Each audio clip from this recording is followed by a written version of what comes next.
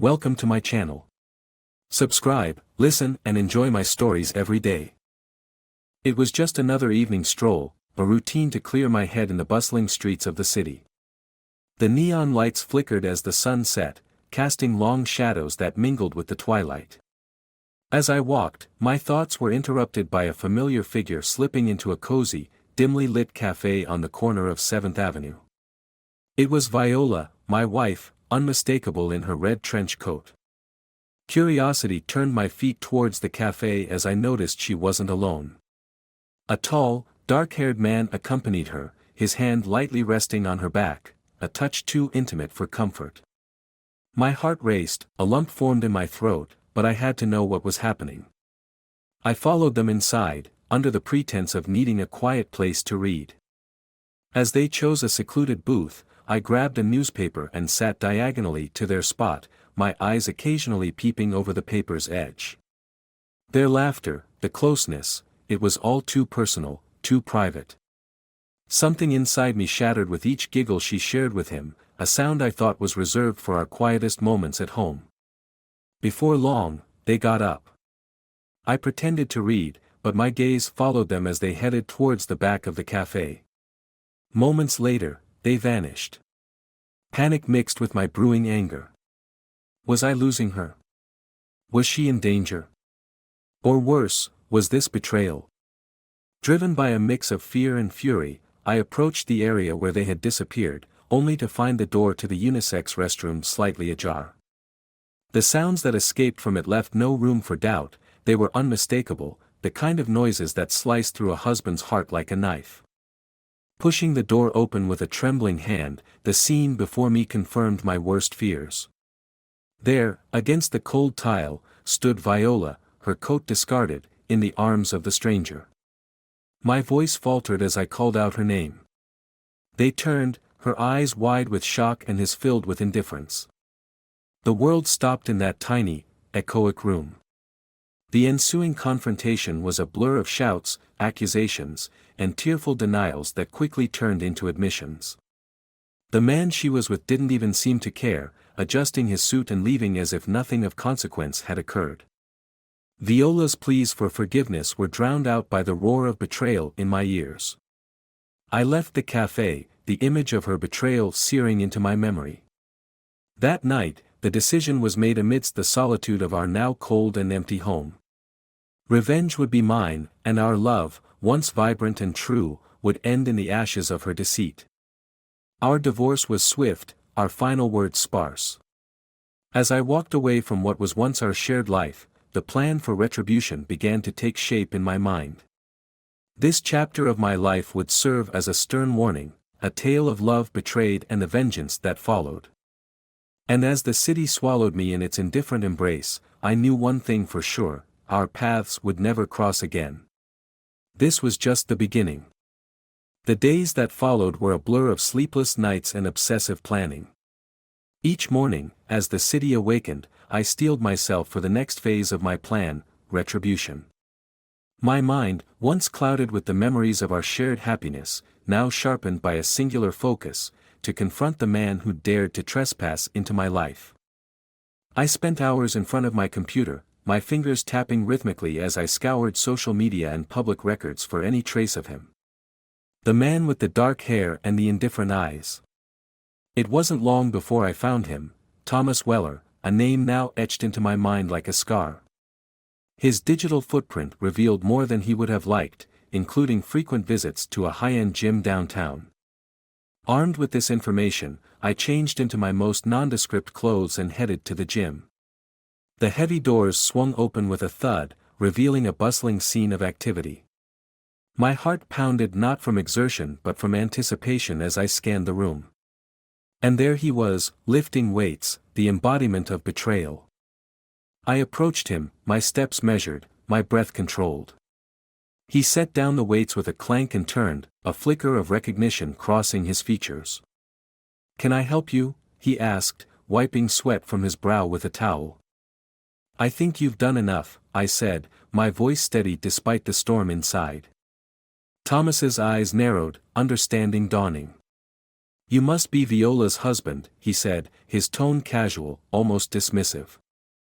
The ex-husband, thanks to you, I corrected him, my fists clenching at my sides. The gym's ambient noises faded into the background, the clinks and grunts of other patrons dimming against the tension between us. What do you want? Thomas asked, his indifference fueling my anger. I want you to understand what you've taken from me, I shot back. You stole my happiness, my peace of mind. You turned my life into a nightmare. Thomas sighed, setting the towel down. Look, man, I didn't make her do anything. Your problems with Viola are just that, yours. Don't put that on me.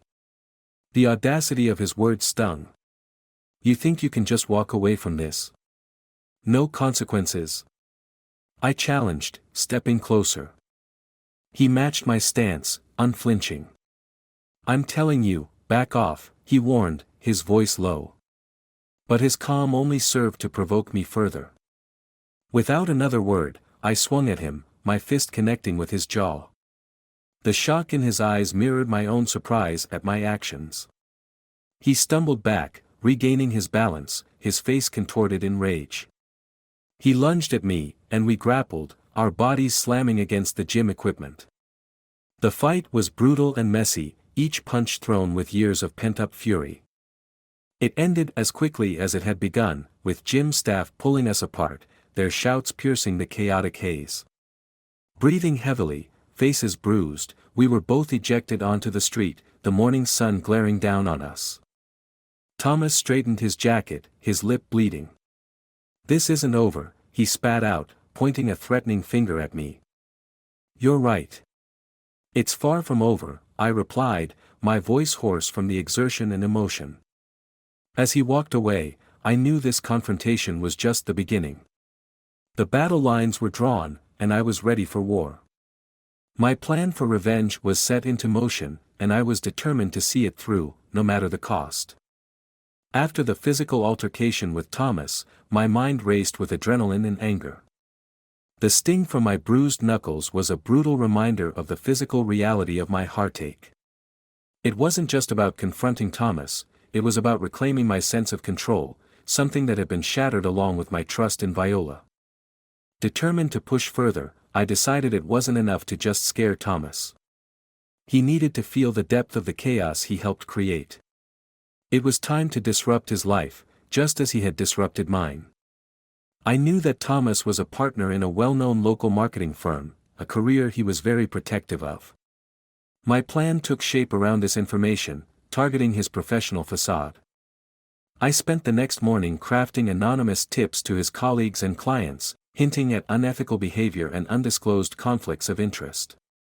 Emails were sent meticulously from public computers and burner phones. Each message was calculated to sow doubt and suspicion, to stir the whispers that could ruin a reputation. As I initiated this digital onslaught, I couldn't help but feel a twinge of guilt. I was stepping into murky waters, attacking a man's livelihood. But then I remembered the look on Viola's face in the restroom, and my resolve hardened. Late in the afternoon, I drove by Thomas's office. Parked across the street, I watched through tinted windows as the effects of my morning's work unfolded. Thomas stormed out of the building, phone pressed to his ear, his face a mask of frustration and anger.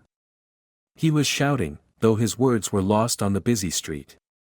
The sight of his distress felt like a vindication of my efforts. But it wasn't enough. My thoughts shifted back to Viola. She had initiated this deceit, and she wasn't going to be left out of my plans for retribution. It was her turn to feel the consequences of her betrayal. That evening, I visited the upscale boutique where Viola worked as a manager. Disguised in a hat and sunglasses, I browsed through the aisles, my heart pounding with every step closer to her. I watched her laugh and chat with customers, the ease of her demeanor like a slap in my face. How could she be so carefree? Waiting for a moment when she was alone, I approached her, keeping my face hidden beneath my disguise. "Excuse me," I began, my voice altered. "Could you help me find a gift for my wife? I want something special, something that says, I know everything." Viola looked up, her smile fading slightly as she sensed something off in my tone. Of course, she replied, her professionalism masking her suspicion. Let's see what we can find. As she led me around the store, I subtly dropped hints about infidelity and deceit, watching her closely for any sign of recognition or discomfort. When we reached a secluded part of the store, I leaned in, whispering just loud enough for her to hear. How does it feel, Viola? To be the one deceived? Her eyes widened as she finally recognized me. Panic flitted across her face, and she stepped back, knocking into a display. What do you want from me? She stammered, her composure crumbling. I want you to feel a fraction of the pain you caused me, I said calmly, my anger tightly controlled. I want you to understand that every action has consequences. I left her standing among the scattered merchandise, her expression one of shock and fear. As I walked out of the boutique, the cool evening air felt sharp against my skin. The weight of what I was doing was heavy, but turning back was no longer an option. The path of retribution had been chosen, and I was committed to seeing it through to the bitter end. The days following my confrontation with Viola were consumed by a cold determination. My actions against Thomas and Viola had set a series of events in motion that could not be undone, and yet a part of me yearned for a final, definitive closure. As the city lights blinked on one evening, that closure was closer than ever. I learned through a mutual friend that Thomas was planning a significant business event downtown. It was the perfect setting for my final act of retribution, a public undoing of the man who had brazenly disrupted my life. Disguised in the anonymity of the bustling crowd, I watched as Thomas greeted investors with his usual charm. The irony of his polished exterior, knowing what lay beneath, fueled my resolve. Slipping through the throngs of well-dressed attendees, I approached a journalist I knew was investigating corruption in local businesses. Handing over an envelope filled with evidence of Thomas's illicit activities, some real, some fabricated, I watched as the pieces of his ruin were set into place. It's all there, I whispered to the journalist. Everything you need to expose the scandal. As I melted back into the crowd, I watched the journalist approach Thomas, pulling him aside. The exchange was brief, and though I couldn't hear the words, the color draining from Thomas's face told me everything I needed to know. Within minutes, his phone rang incessantly, his nights spiraling out of control as he tried to salvage his crumbling facade. Meanwhile, Viola, who I had spotted earlier mingling in her element, sensed the disturbance. I watched as realization dawned on her, her gaze locking onto mine across the room. There was no mistaking the fear and recognition in her eyes. I gave her a slight, sinister smile before turning away, disappearing into the night. Days later, the effects of that night were impossible to ignore. Thomas's professional reputation was in ruins, his partnerships dissolving amidst the scandal. Viola, too, found herself entangled in the fallout, her own secrets exposed as those she had deceived sought their revenge. The boutique she managed suffered from her tarnished reputation, forcing her to step down. As the city whispered about the scandal, I prepared for my final departure. The house we once shared was emptied, each room stripped of memories. Standing in the barren living room, I allowed myself one last look before closing the door behind me. I had arranged for one final meeting with Viola, under the pretense of signing some remaining divorce papers.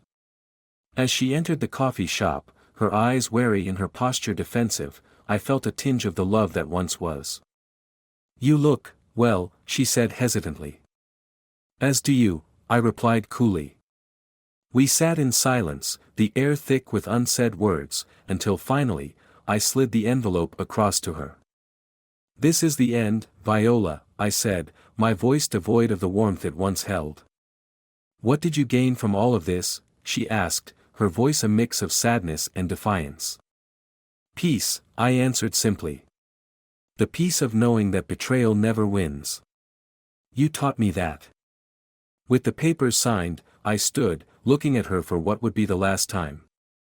"Goodbye, Viola. I wish things could have been different." Leaving her there, surrounded by the remnants of our shattered life, I walked out into the cool evening, the city lights guiding me forward. The game of deceit was over, and though the victory was bitter, it was mine. As I disappeared into the maze of streets, a new chapter awaited, free from the shadows of betrayal.